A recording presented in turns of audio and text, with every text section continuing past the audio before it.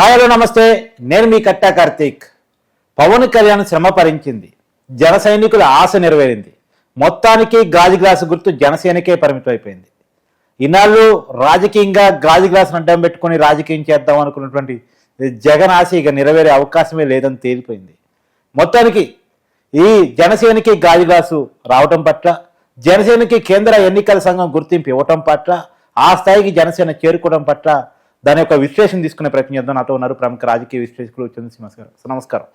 నమస్కారం సార్. 2014 ఎన్నికల ముందు పార్టీ పెట్టారు. అనేక ఆటిపోట్లు, అనేక ఆర్డింగ్స్ అన్నీ దాటుకొని, అవమానాలు, ఇబ్బందులు, ఓటములు అన్నీ దాటుకొని జనసేనకి ఒక గుర్తింపును తీసుకొచ్చి పెట్టారు. మొన్నటి ఎన్నికల్లో గాజు గ్లాస్ చుట్టూ ఎంత వివాదం జరిగిందో మీకు తెలియదు కాదు, కానీ మొత్తానికి గాజు గ్లాస్ జనసేనకి ఇచ్చేశారు. ఎన్నికల సంఘం పార్టీకి అఫీషియల్గా గుర్తింపు ఇచ్చేసింది. ఎలా చూడాలి దీన్ని? ఒక శుభ పరిణామం. మీరు అన్నట్టు దశాబ్దాల పోరాటం, ఎక్కడా భయపడలా, ఎప్పుడే వెనుదిరగల, ప్రజాక్షేత్రంలో ఉన్నారు. 100% స్ట్రైక్ రేట్ కొట్టారు. సరే, ఈ రాజకీయాలు తెలియక చాలా ఇబ్బంది పడ్డాడు పవన్ కళ్యాణ్ గారు. ఎందుకంటే ట్రిక్స్ తెలిసినోడే సక్సెస్ అయ్యేది. అదే సమయంలో పాలిటిక్స్ ఈజ్ పాయిజన్ కూడా. తన మన చెల్లి అక్క తల్లి ఏ తేడా ఉండదు. కాబట్టి సరే, ఈ రాజకీయాల నుంచి ఆయన నేర్చుకునేది ఏంటంటే ఓర్పుగా ఉన్నట్టు నేర్చుకున్నాడు. మీరు అన్నట్టు గాజు గ్లాసు అతనికి రాకుండా చేయాలని చెప్పేసి కొణిదెల పవన్ కళ్యాణ్ని సేమ్ అదే పేరుతో ఆధార్ సృష్టించి గుంటూరులో చేసిన ఇది మనకు తెలుసు. మన కూటమి దెబ్బతీయాలని జనసేన నిలబడిన చోట కూడా వేరే వాళ్ళకి ఇండిపెండెంట్ గాజు గ్లాస్ వచ్చేటట్టు చూసి, అంటే ఇక దాన్ని బట్టి ఏ విధంగా మనం దాన్ని బట్టి కుట్రలు ఎలా ఉంటాయో మనం చూసుకోవాలి. కాదు, ఇక్కడ ఏంటో తెలియదు ఏంటంటే ప్రజాక్షేత్రం ఉంటుంది, ప్రజల మనసులు గెలుచుకోవటం ఉంటుంది, ఇవన్నీ ఉంటాయి. దశాబ్దన్నర పోరాటాన్ని ప్రజలు చూశారు. ఈయన మంచి 100% స్ట్రైక్ రేట్ ఇవ్వాలనుకున్నారు. 21 సీట్లు గెలిచారు, అంతే కదా? అవును. 21 సీట్లతో పాటు 2 ఎంపీలు గెలిస్తే కాకుండా మిగతా మిత్రపక్షంలో ఉన్న అందరినీ గెలిపించగలిగారు. 164 సీట్లు, 21 ఎంపీలు రావడంలో కీలకమైన పాత్ర. అంటే సినిమాలో ఈ మధ్య రిలీజ్ కాల సినిమాలో డైలాగ్ పెట్టినట్టున్నారు, గాజు గ్లాసు పగిలేకుంది పొదునెక్కిద్దని. పొదునెక్కినట్టే కదా? అంతేగా, అంతే కదా. ఫ్యాన్ గాలి ఆగిపోయింది, సైకిల్ స్పీడు అందుకుంది, గ్లాసు చక్కగా సామాన్య మానవుడి చేతిలోకి వెళ్ళింది. ప్రతి ఒక్క కామన్ మ్యాన్ కూడా టీ తాగుతున్నాడు, హ్యాపీగా ఉన్నాడు. మరి దీన్ని బట్టి మనం ఏమనుకోవాలా? ఎలక్షన్ కమిషన్ అనేది ఒకటి ఉంటుంది, 324 ఆర్టికల్ అనేది ఒకటి ఉంటుంది. దానికి కావాల్సినవన్నీ కూడా ఎప్పటికప్పుడు వీళ్ళు ఎన్ని ఇబ్బందులు పెట్టినా, హైకోర్టులు, డిస్టిక్ కోర్టులు, సుప్రీంకోర్టుకి వెళ్ళినా ఏమైంది? ఇప్పుడు నిజాయితీ గెలిచింది, నిజం గెలిచింది. ప్రజల్లో నేనున్నాను, పవన్ ఉన్నాడు, పవన్కి కావాల్సింది. ప్రజాస్వామ్యంలో అంతిమంగా ప్రజల ఆమోదం మాత్రమే ముఖ్యం. అవునండి. సో ప్రజలు ఆమోదించారు, అంతిమంగా ఎలక్షన్ కమిషన్ కూడా ఇవ్వాలి, తప్పదు, అంతే అంతే కదండి.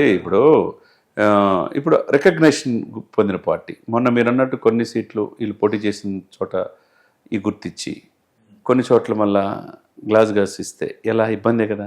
అవును. ఇప్పుడు రేపు జరగబోయే స్థానిక సంస్థలు ఎన్నికలు గ్లాస్ చేయలేదే కదా?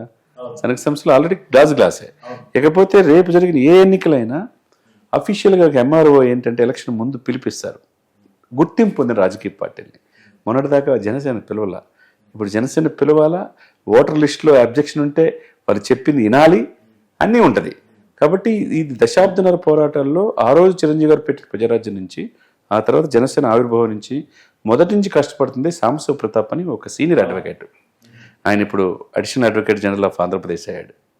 Janasena legal cell chairman Sambasiva Pratap అని మొదటి నుంచి కూడా దాన్ని తీసుకొచ్చాడు. ఈ రోజున జీవో కూడా వచ్చింది. ఇక తిరుగులేదు, జైత్ర యాత్ర ఇక ప్రారంభించినట్టే. ఎందుకంటే ఈ గుర్తు ఇంకా ప్రజల్లో ఎన్నికలకు చొప్పిస్తారు. నెక్స్ట్ మంత్ నుంచి 14 రోజులు ప్రజల్లో ఉంటానన్నాడు, పల్లె నిద్ర చేస్తానంటున్నాడు. మరి జనసేన ఏ విధంగా గ్రాస్ రూట్లలో తీసుకెళ్తారో మనం దీన్ని బట్టి అర్థం చేసుకోవచ్చు. ఎందుకంటే గ్లాస్ వచ్చేసింది, ఇక తిరగలేదు, ప్రజాక్షేత్రంలో ఇంకా ఎదురే లేదు. కాబట్టి దేవుడు గొప్పడు సార్, దేవుడు అన్నీ చూస్తుంటాడు, ఎవరు ఏంటి ఏ విధంగా ఉండాలి. అది ఎన్నాళ్ళకి వీళ్ళకి కృషి ఫలించింది. లక్షలాది మంది, కోట్లాది మంది అభిమానుల ఆకాంక్ష ఈ గుర్తు ఎలకేట్ చేయటం వల్ల ఎలక్షన్ కమిషన్ గాజు గ్లాస్ గుర్తు జనసేనదే. ఇక రేపొద్దున నో కన్ఫ్యూజన్, ఇంకా కన్ఫ్యూజన్ ఏం లేదు కదా, క్లారిటీ ఉంది. కాబట్టి ఎన్నో కుట్రలు పడిన వైసీపీ పార్టీ నాయకులకి పాపం వాళ్ళకి ఇక రాబోయే రోజులు, మొన్న ఎడిదిరిగి చెప్పి చేశాడు మిమ్మల్ని భూస్థాపితం చేస్తానని, ఇప్పటికీ వాళ్ళు ఇంకా ఆశపడుతున్నారు సార్, కూటమి విడిపోతుంది, పవన్ కళ్యాణ్ బయటకు వస్తారు. వాళ్ళ ఆశలు అరియాశలే. ఏమి కావు, దశాబ్దం నుంచి 15 సంవత్సరాల పాటు ఈ కూటమి ఉంటుందని చెప్పాడు.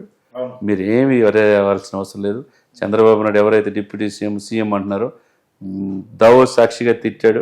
అవును, ఇన్స్ట్రక్షన్స్ ఇచ్చి కరెక్ట్గా ఉండకపోతే పార్టీ నుంచి తీసేస్తున్నారు. అదేవిధంగా పవన్ కళ్యాణ్ గారు కూడా ఇన్స్ట్రక్షన్స్ ఇచ్చారు. కాబట్టి వీళ్ళకి మాట్లాడటానికి ఎక్కడ లేదు.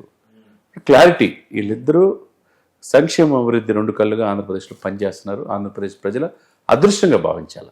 ఇప్పటివరకు 5 లక్షల కోట్ల పెట్టుబడులు వచ్చినాయి. జాగ్రత్తగా తీసుకుంటే ప్రజలకు ఏది ప్రాధాన్యత క్రమం, పోలవరం పూర్తి చేయడానికి నిర్ణయించుకున్నారు, అమరావతి పూర్తి చేయాలి, జాబ్ క్యాలెండర్ వేయాలి, ప్రజలకు ఏది కావాలో బేసిక్ నీడ్స్ ఇచ్చే పనిలో ఉన్నారు. కాబట్టి వాళ్ళ ఆకాంక్షలు ఉచిత సలహాలు ఇచ్చే వాళ్ళే, ఇది ఎవరు పట్టించుకోవట్లా. అంతే కదండి సార్. ఇప్పుడు ఈ గ్రాజ్ గ్లాస్ వచ్చింది, రాబోయే టైంలో ఎన్నికలు అంటే 2029 నాటికి నియోజకవర్గాల పునర్వ్యవస్థీకరణ జరిగి నియోజకవర్గాలు కూడా పెరిగే అవకాశం ఖచ్చితంగా ఉంది. జనసేన సీట్లు కూడా పెరిగే అవకాశం ఉంది. రాబోయే కాలంలో కూడా 100% స్థాయికి రేటే ఉండే అవకాశం ఉంటుందా 2029 ఎన్నికలు? డెఫినెట్గా ఉంటుంది. ఇప్పుడు 21 సీట్లకి అనుకుంటున్నారు మీరు. ఇప్పుడు 175 నుంచి 220 సీట్లు పెరుగుతాయి. రేపు 100 స్థానాలు పోటీ చేయొచ్చు.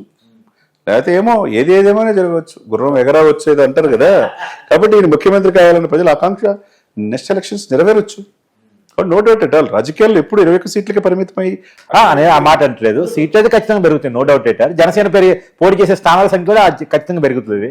175 ఇప్పుడు ఉన్నది, 225 కాబోతున్నాయి. అంటే ఆ వైపుగా జనసేన ప్రస్తావన కొనసాగుతుందా? అన్ని జిల్లాల్లో, అన్ని చోట్ల, అన్ని నియోజకవర్గాల్లో సంస్థాగత నిర్మాణం. కార్తిక్ గారు మనం 2.5 సంవత్సరాలు చూస్తూ ఉన్నాం ఎంత గ్రాడ్యువల్గా జనసేన పుంజుకుంటుందని.